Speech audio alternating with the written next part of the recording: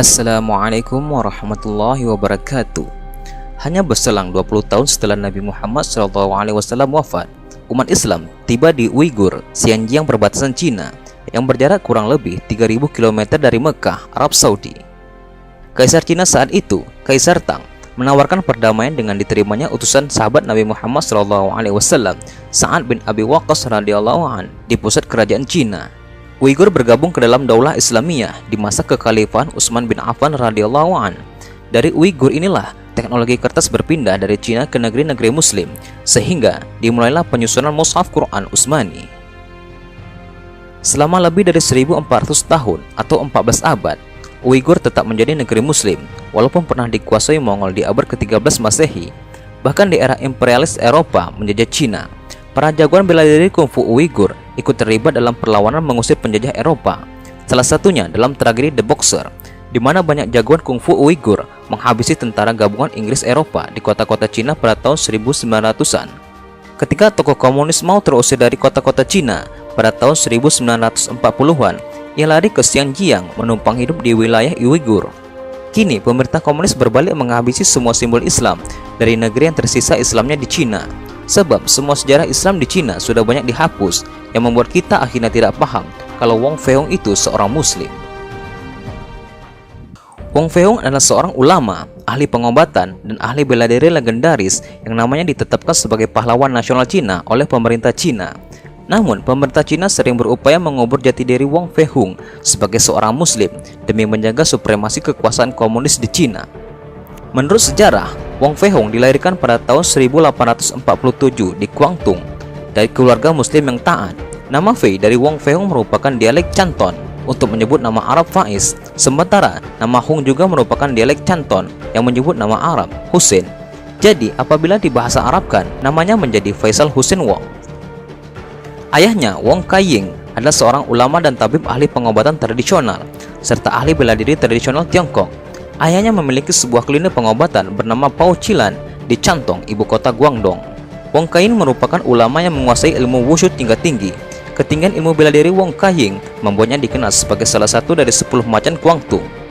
Posisi macan Guangdong ini di kemudian hari diwariskannya kepada Wong Fei-hung. Kombinasi antara pengetahuan ilmu pengobatan tradisional dan teknik bela diri, serta ditunjang oleh keluruhan budi pekerti sebagai seorang Muslim, membuat keluarga Wong sering turun tangan membantu orang-orang lemah dan tertindas pada masa itu.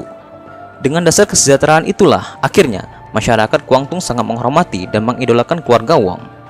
Pasien klinik keluarga Wong yang meminta bantuan pengobatan umumnya berasal dari kalangan miskin yang tidak mampu membayar biaya pengobatan. Walau begitu, keluarga Wong tetap membantu setiap pasien yang datang dengan sungguh-sungguh. Keluarga Wong tidak pernah pandang bulu dalam membantu, tanpa memperdulikan suku, ras, agama, semua orang dibantu tanpa pamrih.